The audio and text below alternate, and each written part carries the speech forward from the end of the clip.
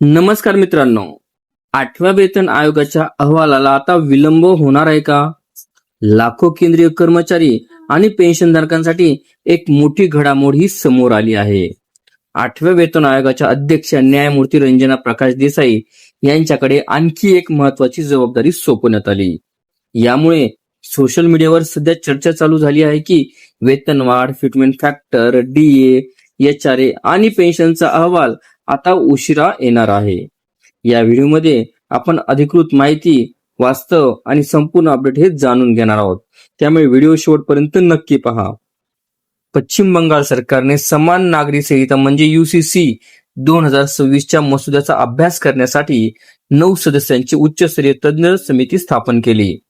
या समितीच्या अध्यक्षपदी निवृत्त सर्वोच्च न्यायालयाच्या व्हिडिओला सविस्तर बघण्यासाठी कृपया डिस्क्रिप्शन बॉक्समध्ये दिलेल्या लिंकवर क्लिक करा आणि संपूर्ण व्हिडिओ पाहावा.